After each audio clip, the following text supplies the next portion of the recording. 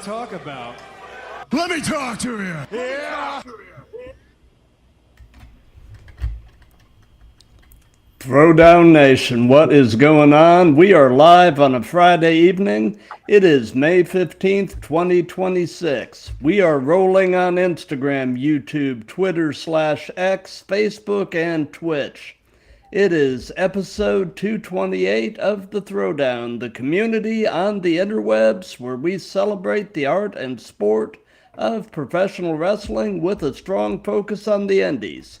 I'm your host, Matt, and today we are throwing down with a wrestler based in Maryland who is a fixture on the Northeast scene. Welcome with me, the one and only Lemon Guy. How you doing? Good. Thank you for having me on. Absolutely, man. Like I said before we went on the air, I've been looking forward to this one.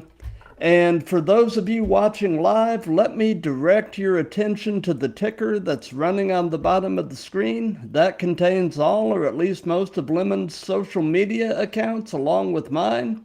So do us a favor, if you aren't following or subscribed, take the time and go to each of the platforms and do so. It definitely helps both of us. And for those of you watching live, any questions or comments, just throw them in the chat and we'll either handle them as we go or do a little Q&A at the end. So we'll go ahead and get started with the first and really the most obvious question, and that is, how long have you been wrestling?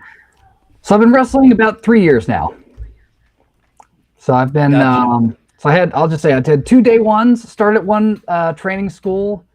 Had to stop, unfortunately, and then I picked it up again, and I've been going consistently since then. Gotcha.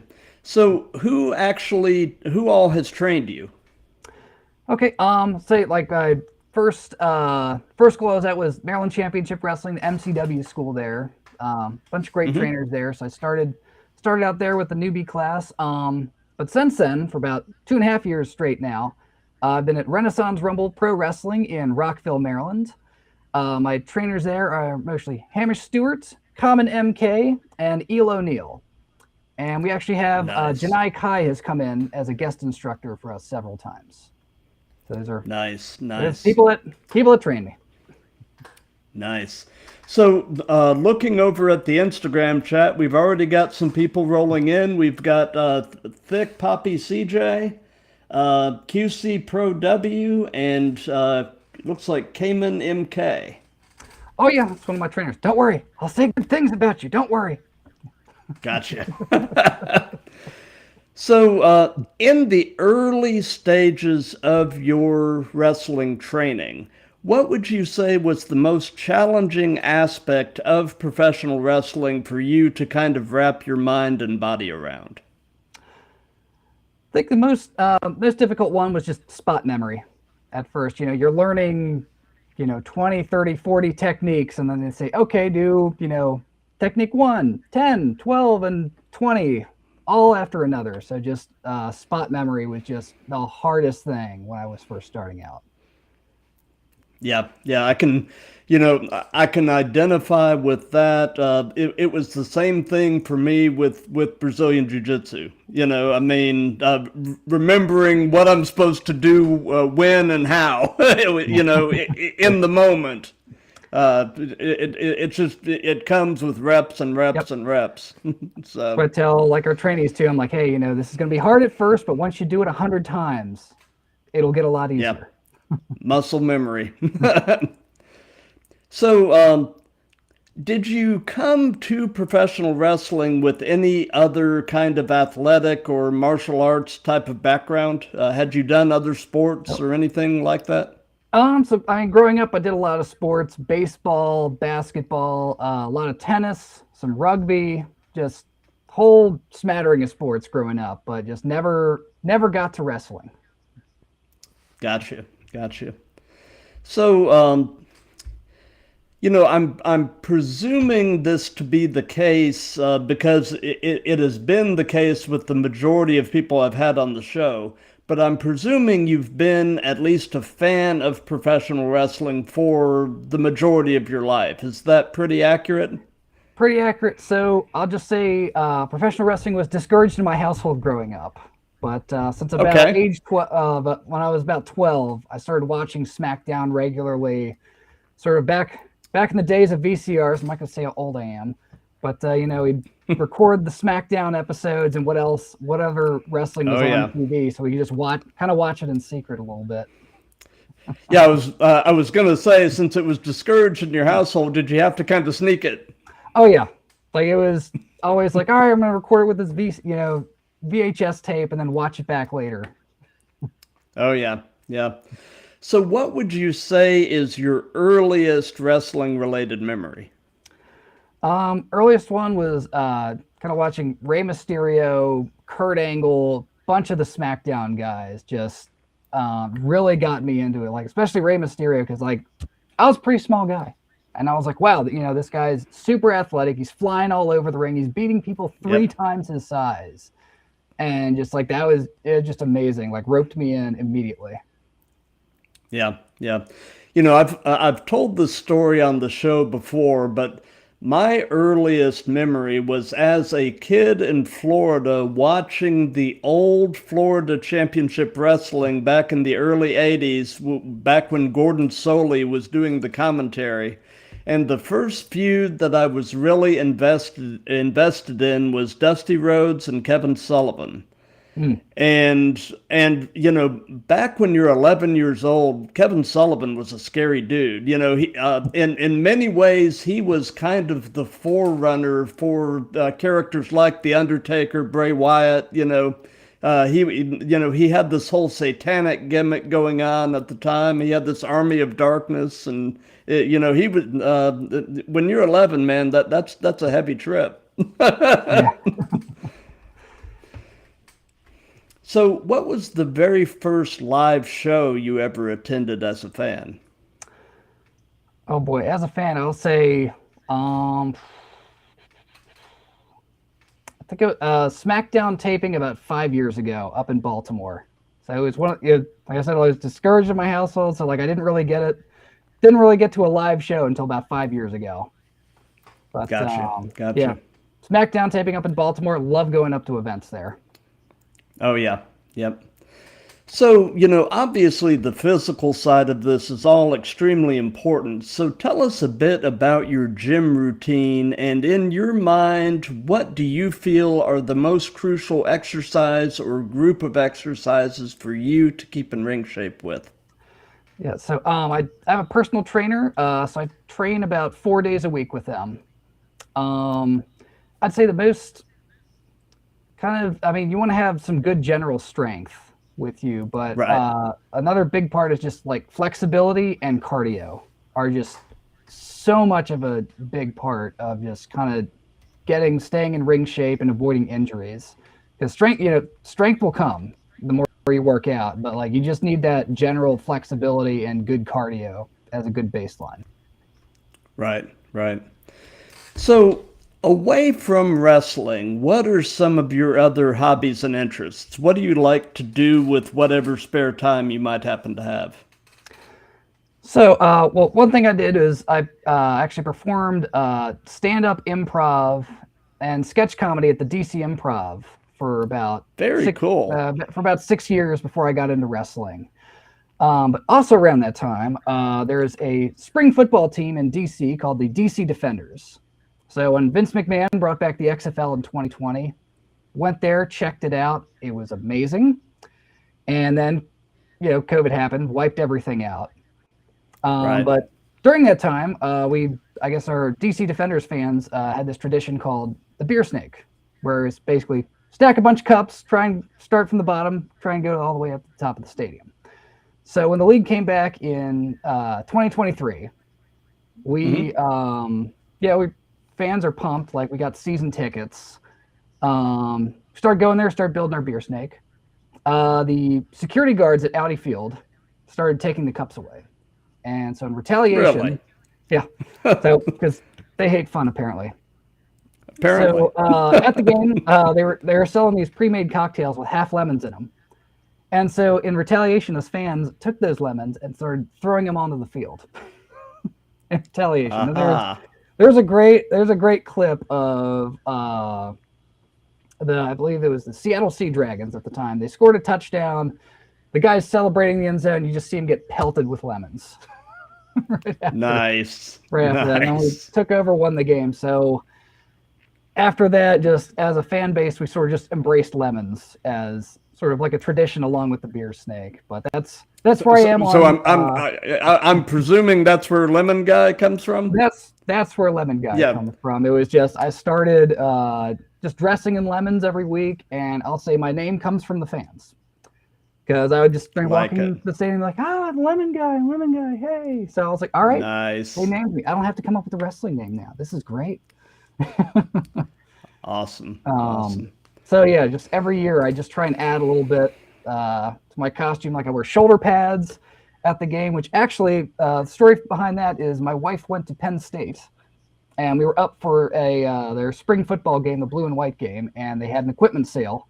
So I bought these shoulder pads for like $20 and I was like, hey, I can do something with this. So, a little paint, a few Etsy purchases and a little elbow grease, and yeah, I think they look pretty good. Awesome. So, we're mostly a wrestling related show, obviously, but we do dabble a little bit into pop culture, and I'm always looking for recommendations. So, by any chance, are you watching or listening to anything really cool right now? I'd just say right now, most of my time is consumed wrestling and the UFL. So I'm like, pop culture's sort of gone over my head right now. Gotcha. So, outside of wrestling, what person inspires you the most and why? Oh, what person inspires me the most? So I'll just say, like, huge fan of comedy growing up. Like, I always loved like Robin Williams, Mel Brooks, like Alfred Hitchcock. Like, always loved a lot of the comedians. Great directors and film and everything.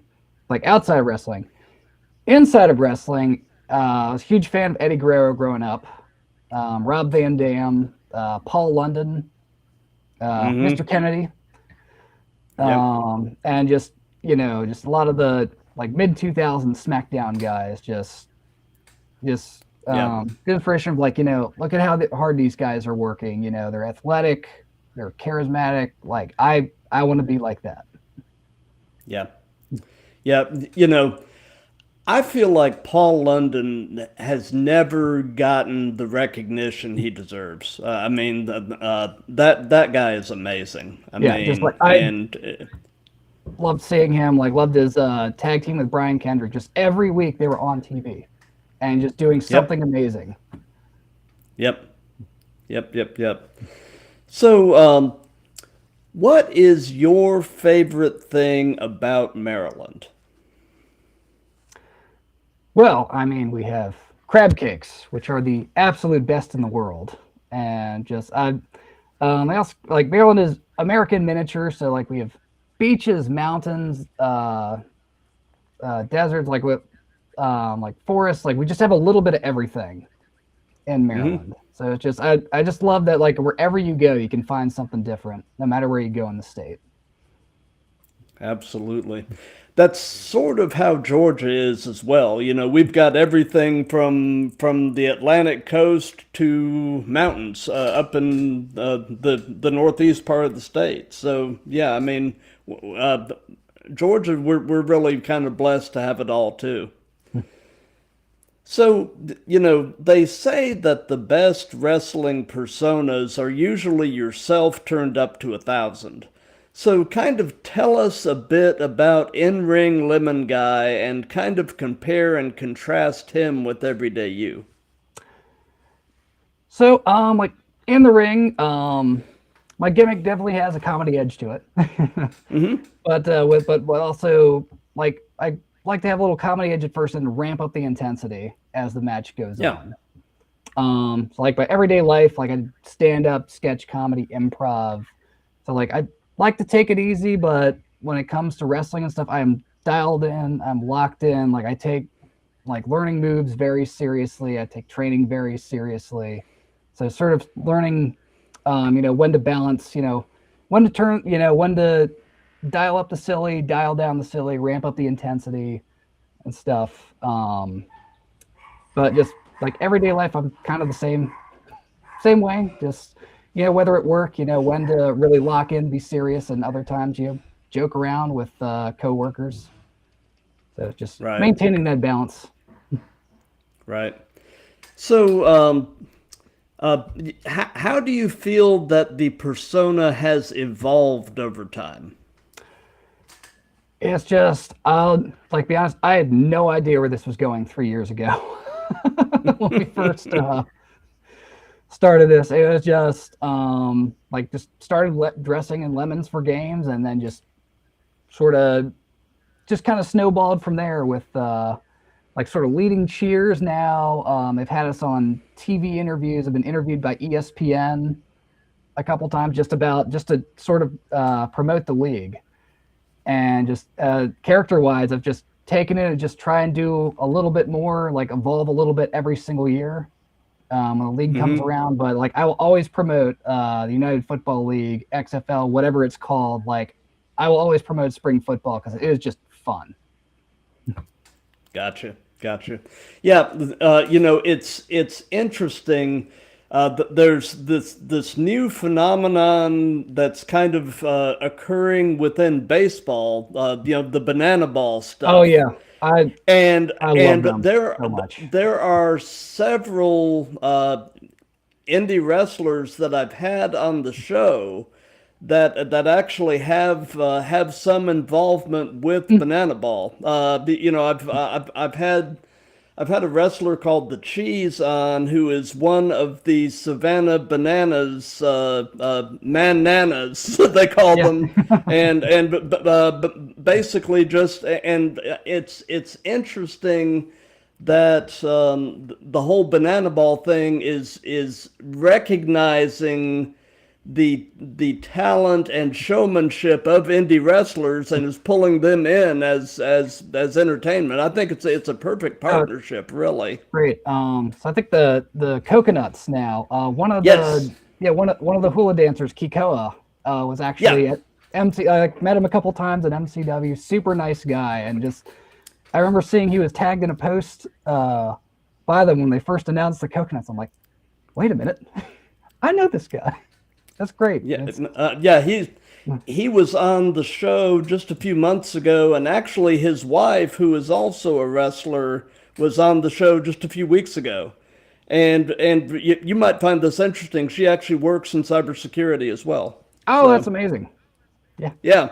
Never know what we do outside. It's like outside of the squared circle. We just do a variety. Small world. Small world sometimes. So tell us about your very first match. What was it like? How did it go? What were your thoughts? I'll just do very first singles match. Okay. I'll say it was fun. It was terrifying. But we got through it. My first singles match was against a professional Ezra Logan, who is also a fellow wrestler down at Renaissance Rumble. And it was great. Like we walked through it. I don't think we botched too badly, but we got through pretty much all the spots we wanted to go to and got to the finish just fine. But I'd say it was exciting and terrifying.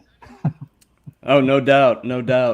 So we've heard about the first one. Now, if you can narrow it down, tell us about your favorite match that you've been a part of. All right, favorite one so far. Another fellow Renaissance Rumble person, and also they wrestle up at EWA Wrestling up in Baltimore. George LaFleur, and his gimmick is a 1920s strongman.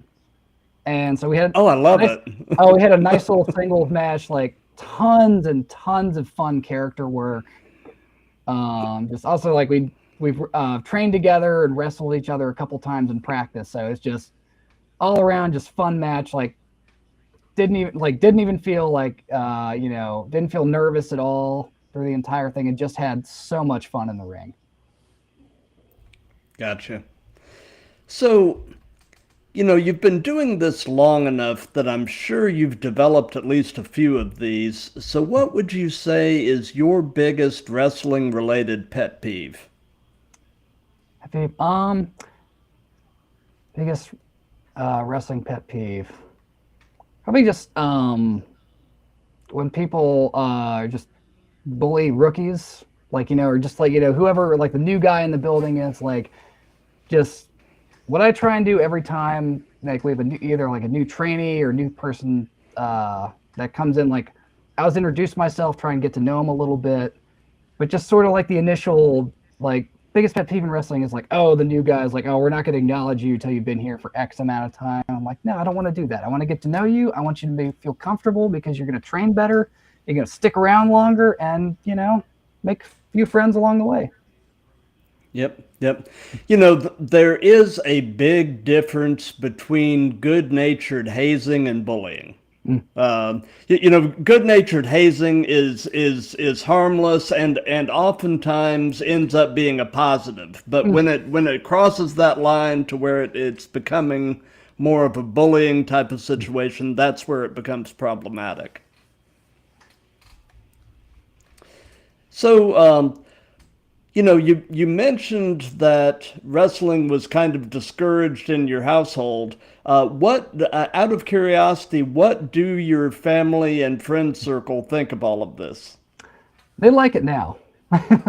I'll say. Oh, they do. Yeah, I was like they like it now. Now that they've kind of seen, I've introduced them, taken them to some shows. Also, I have to tell my wife and my mom, like, hey, it's like I'm not actually hurt. It's okay. You don't have to try.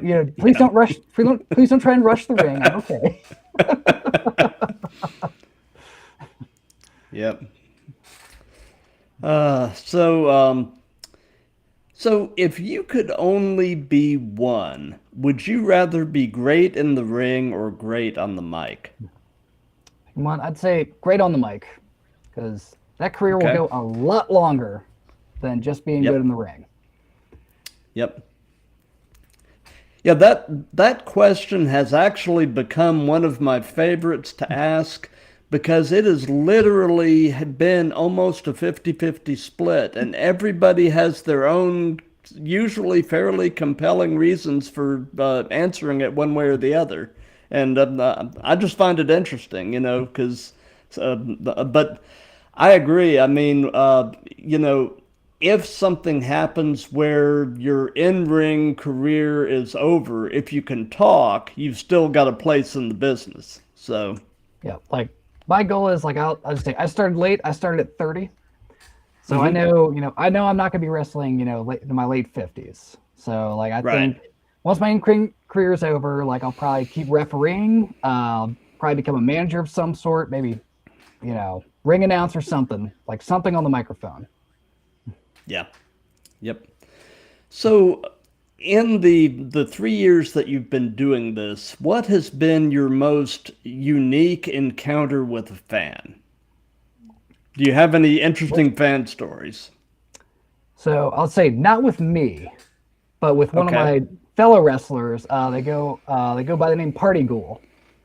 And so we were in Route 33 Wrestling in West Virginia. Gone there for a cheeseburger seminar, and then had a little battle royal, and they had a tag match later in the night. And there's this little fan that comes up, and they're like a very kind of a zombie gimmick character.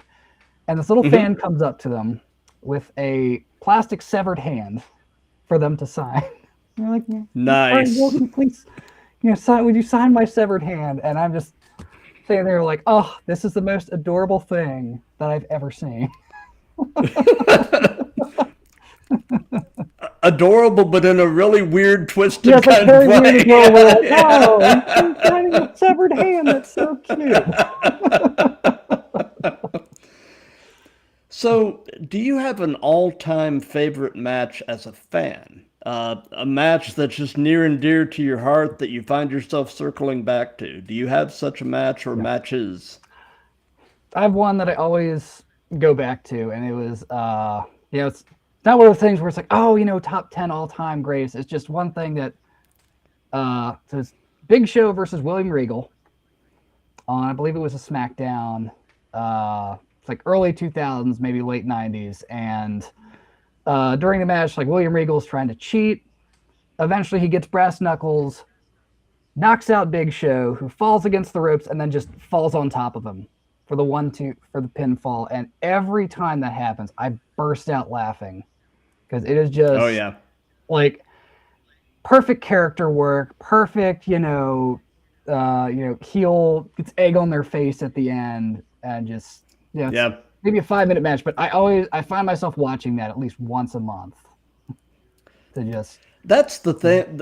That's the thing about Regal. He could bring some very dry, understated humor to the ring, and I mean, it's hilarious, but not in the typical sense. It's almost Whatever he an needed them to do. understated humor. Yeah. Whatever they needed, he could give you anything, which was Yeah. which I really appreciate about his character and just his career overall.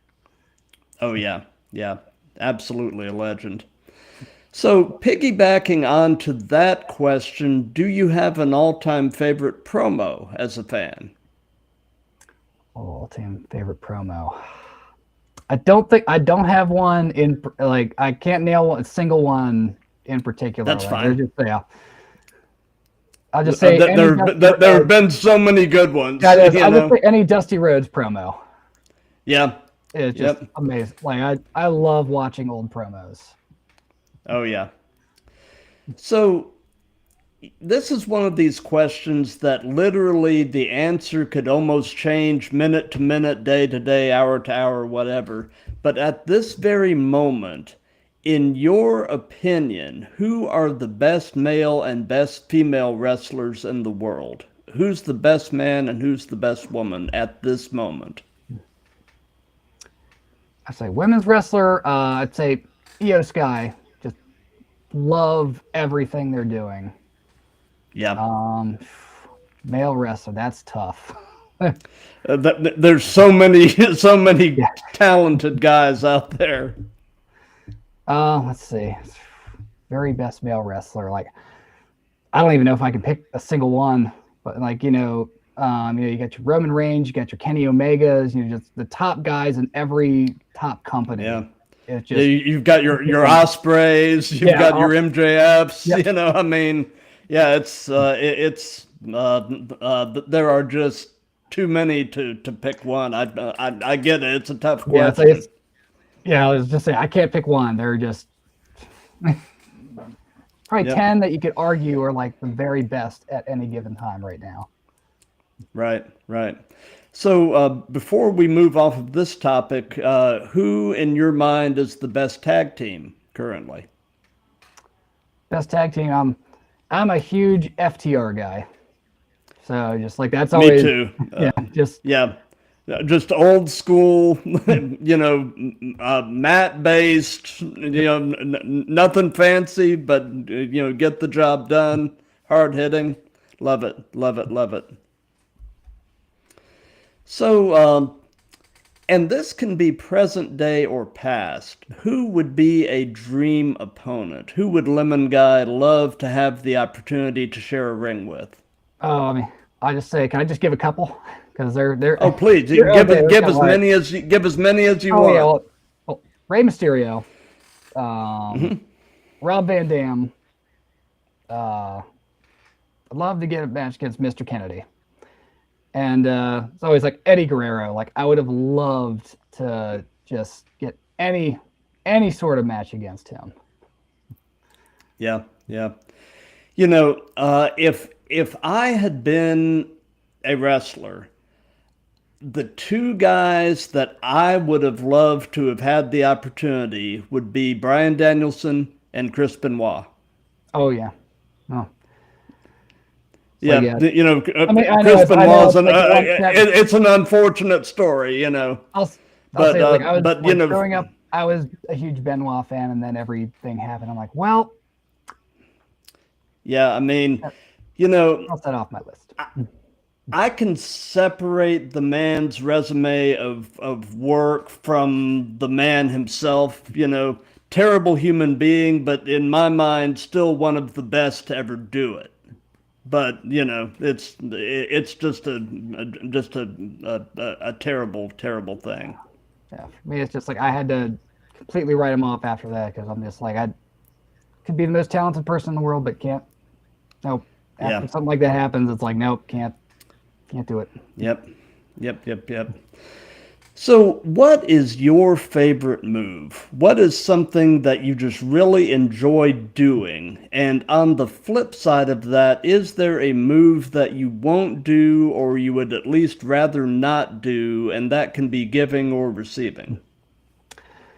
Okay, so I guess my favorite move right now is the finishing move that I do. I call it the lemon twist. It is Gold Dust final cut. Basically, it's a twisting suplex, and it's just super fun to give. I like to. I always ask my opponents afterwards, like, how it feel, and haven't screwed up yet. Knock on wood. So that's my absolute favorite move right now. And let's see, moves that I'd rather not take. Probably pile drivers. Just not a huge fan of just anything involving like falling on your neck upside down. Yeah. So like giving, receiving, that's one of those things where I'm like, I'm not doing it. Yeah. A move that you don't see much anymore, and there's definitely good reasons why you don't, but a move that I always kind of get a sick feeling in my stomach when I see it being set up for is a vertebreaker. Back during the Monday Night Wars, especially on the WCW side, they were doing vertebreakers in almost every match, and that move, it just looks like there are so many ways that could go catastrophically wrong. That I think the last time I saw one was Cody and Logan Paul. Cody did a vertebreaker during that match. And Cody is somebody that you could trust to do it safely, but even so, I just always get one time for it going wrong though. Yeah, and you're talking life-changing type of consequences potentially. So you've been doing this long enough that I'm sure this applies to one degree or another. So I'll ask you, what hurts right now? I guess it might be what doesn't hurt, but no. Yeah. Just general knee pain. That's just one of the things that just comes with doing this for 3 years. But I'd say one thing I will stress to others is just recovery. I've these really great ice packs for my knees, and just try and stretch before, after, and just recover as much as possible after practice. Because things are just gonna hurt. Oh yeah. So what is the worst bump you have taken in your wrestling career thus far? Oh, it's definitely an unplanned power bomb during a scramble match. Okay. That one hurt. Yeah, I'm good now, but that one hurt. That was. Gotcha. Yeah, so I'd say I didn't land wrong, but I definitely knocked myself a little silly. But yeah, that's worst bump I've ever taken. But I survived. I'm here. Gotcha. So what does your wife think of all of this? Oh, she's okay with it. But her rule for me is I can get hurt, I cannot get injured. Which means the second I need to have surgery, I am done, and I'm going to be a referee and a manager for the rest of my career. So. Gotcha. Those are her guidelines she's given me, but she's been very supportive and just love her to death. She is the best for putting up with me and all the crazy things that I do. Yep. How long have you guys been together? So we're actually coming up on our 5-year wedding anniversary. So we've been together. Oh, that's beautiful. Been together about 10 years. Married for 5. So she's my rock. Supports me through everything I do. Yep. Yeah, my wife and I will be hitting 28 years in November. And And as you know, when you're with the right person, there's nothing like it. I mean, Yep. so I always tell her, I'm like, thank you so much for putting up with all my shenanigans and all these crazy hobbies that I do. yeah, yeah. You know, it's interesting. My wife is a relatively new wrestling fan. You know, she knew that I was a fan, but really would not watch it. And then when I started doing this show, you know, she tunes in on a lot of the shows, on a lot of the episodes. So she started to kind of understand why I was a fan. And within the last year or so, she has started watching. And so it's been interesting kind of experiencing some things, you know, watching classic matches with her and kind of seeing them sort of through her eyes. And it's just really been kind of fun, sort of bringing her up to speed on everything. Now it's great just seeing them, experience, first time they see a really big bump and their reaction, like, oh my gosh, are they okay? Yeah. Like, all right, let's explain let's Yeah. explain the rules. Yep. So, what is your take on the role that social media is playing as a promotional tool in wrestling, specifically indie wrestling? I think it's benefited a lot from sort of doing better about spreading the word about events and everything that are coming up. But I guess the counterpoint to that is sometimes it gets very oversaturated. It Of does. like way too much information at once. But I think overall though it's been a net positive, just sort of spreading the word about indie wrestling, and you might wherever you live there is at least 3 or 4 indie wrestling promotions that you can go to on any given weekend. So it's just Yep. I think it's good of just getting the word out of like, hey, you want to see you want to see wrestling that's not WWE, AEW, that's all over the country. Well, look at this right in your backyard. Yep. Yep. And, you know, and so many people who are wrestling fans, I think, don't even necessarily even realize that there's this stuff happening all around them.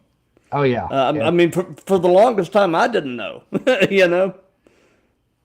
But so knowing everything you know at this point in your life, if you could give any advice to your younger self, what would it be? Start wrestling at 20 instead of 30 is definitely the advice I give. Yeah. Start Yep. much sooner. Yep. So just kind of a general rundown of your gear bag. What all do you carry in your gear, and do you carry anything unique or unusual?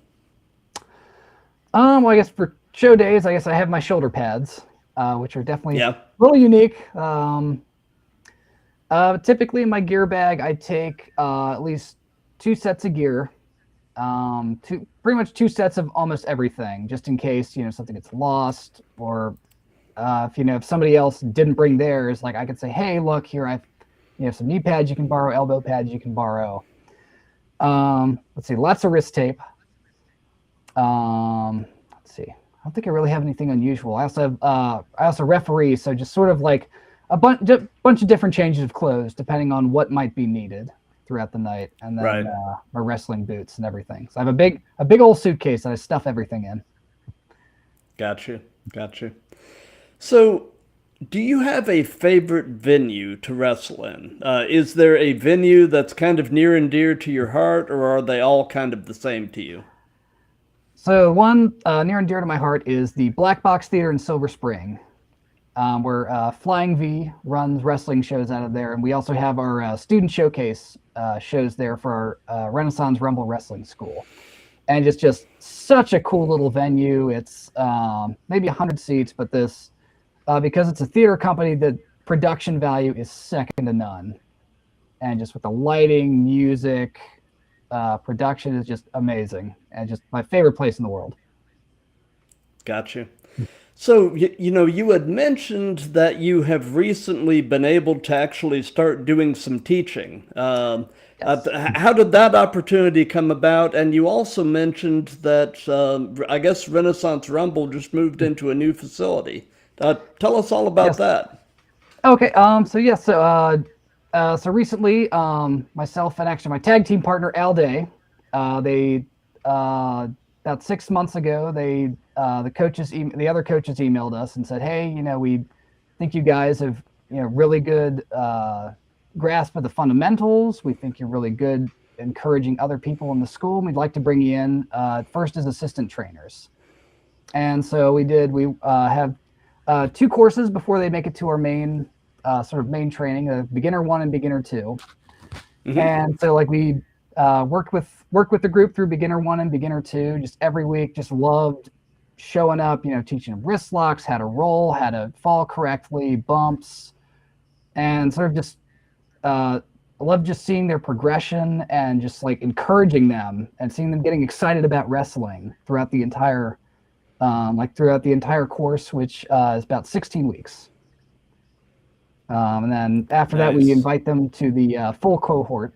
But just being able to like feel really honored that they chose myself and Al as assistant trainers. Now we're sort of full beginner trainers for the school. So like I'm just very honored that they have the confidence in me, and just I love teaching others. And we actually have another cohort starting in the next couple days for the next Very B1 cool. and B2 courses. But like as for the space, we just moved into this really nice facility. As just say we have air conditioning now and 2 bathrooms, which is just phenomenal. But it's great. It was a former distillery tasting room. So it's nice to get the nice glass front there. It's just like it would be a great place to eventually run shows out of. But I've just loved to see the progression of the school, because like just gotta shout out the coaches, Common MK, Hamish Stewart, Eel O'Neill, just the best group of guys that you could ask for. It's so positive, like very, very great teachers, very encouraging, and just sort of they inspire like myself and others to teach as well. Nice. It's actually been really exciting, because with the growth of the indies and such, I've noticed, within the last few months, there have been a few wrestling schools that I've spoken with people associated with, who are moving into bigger and better facilities. And to me, that's just a testament to the overall growth of the business. But, you were mentioning Keikoa. He's the head trainer down at House of Champions in Orlando, and they just moved into a facility that's about twice as big as what they had. So it's just exciting. It really is, just to see the business doing the amazing things it's doing right now. It's just so cool. Yeah. It's great to see wrestling school evolve. It is, and it's all kind of cyclical. I mean, the business is going to ebb and flow, but it's nice to see it on a hot run right now. So something that we've done in all of these is we have let the current guest pose a question for the next guest. And so my previous guest was your friend Sal Mastretta. And the question that he posed is a musical one. Okay. And he said, what was the last album you listened to in its entirety? Oh, wow. Okay. It's actually Abbey Road by the Beatles. Nice. Nice. So you're a Beatles guy, huh? I am a huge Beatles guy. I actually went to breakfast with the Beatles a couple weeks ago in New York. Oh, cool. 50th anniversary of, I believe it was Revolver. Nice. What is your favorite Beatles album? White Album. Same here. That's great. I just think there is so much genius in that album. I mean, you know, I feel like I feel like that was the Beatles at the height of their powers, personally. I agree. So, since this is part of a series, do you have a question that you would like to pose to the next guest? Ooh, okay. I'd say, what's their road trip ritual? It's like when you're going Okay. either like wrestling show, vacation. What's your road trip, ritual like? Where do you stop? Where do you eat? What do you like to do? I love it. I love it. How would you answer that? Well, I guess, well, I usually vacation in Ocean City, Maryland. So on the way up, we always stop at this nice little place called the Denton Diner. And just like great classic diner food, amazing, Nice. Amazing like cakes and desserts. Like, oh, it's like my favorite every time we stop up here. And it's about the exact halfway in our trip. You know, having a place like that that's at about the halfway point is just perfect. I mean, you know, and you can build traditions around that kind of thing. It's just very cool. Very, very I cool. always know, I'm like, when I see certain landmarks, I'm like, okay, we're 20 minutes away, we're 10 minutes away. Yep, yep. So, you know, during his farewell tour, John Cena kept bringing up the concept of leaving wrestling better than he found it. And I just really dug that. That just really resounded with me. So I've kind of added that to my repertoire of questions here. So, you know, you've alluded to several things, but in general, how are you trying to ultimately leave wrestling better than you found it?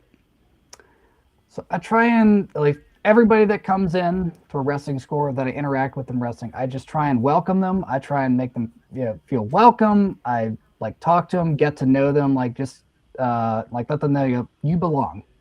You know, it's like you belong Yeah. here. You're one of us. You know, so so happy you've chosen to do professional wrestling, and we can make this great. We can make the community just greater by just being more welcoming to everybody. Gotcha. Oh, UK Paul over on Twitch is mentioning that the last album he listened to it in its entirety was Dark Side of the Moon by Floyd. Oh, that's another great one. Yeah, it is. It is, Love it. man. Great road trip music. For sure, for sure. So we're getting toward the end of things now. So do you have any upcoming shows or anything at all that you want to give some hype to? I would say DC Defenders have one last home game, May 31st, Audi Field, where we take on the Orlando Storm. And then hopefully the week after that, June 7th, we will have a home playoff game at Audi Field. So come out with us, beer snake with us, and then once we win that game, we will be at the championship game, also at Audi Field, June 13th at 7 p.m. So I just want to encourage everybody to come out to that. Because I made appeal. One of my favorite things about the league is tickets are $20. $20 to a championship football You can't game. beat that. You'll not get that anywhere else. Not at all. Not at all. So, as far as what we've got coming up on the Throwdown, this Monday, May 18th, 7 p.m. Eastern, which is 4 p.m. Pacific, we've got episode 229, and our guest is a wrestler based out in the Los Angeles area of California, who is also the owner of Millennium Pro Wrestling out there as well, who put on an absolutely amazing weekly show on YouTube. They really are a very storyline driven indie promotion, which is actually very cool. That they really have a lot going for them. And I've interacted with Danny before, just an absolutely quality human being. I'm definitely excited for this one to actually get him back on the show.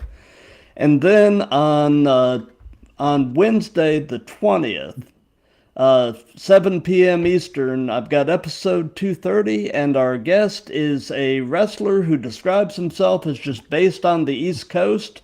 the Denim Dolphin himself, Julesy. And we're actually booked getting into June now. And I usually try to announce bookings about a week before we're actually going to be doing the stream. So definitely keep an eye on my socials because we've got some really cool stuff ahead. But it's been, doing this has just been a blast. I've met some of the coolest people and have really had some amazing conversations. And I definitely want to thank you for your time. This has been absolutely just wonderful. Like, thank you so much for having me on. Like, when I saw the announcement, I saw your podcast. I'm like, oh, I need to get on this. Like, oh, I need to get on this podcast. This is fun. This is like very insightful questions and just such a wide variety of guests as well. Like, I love it. Yeah, it's like I said, it's been an absolute blast. And for those of you that have been watching this live, thank you. For those of you that'll be seeing this on replays and such, thank you for that. If you like what we've got going here, definitely, do the old like, comment, share, and subscribe. And until Monday at 7 p.m. With Danny Devine, be good to each other, love each other, and let's keep throwing down.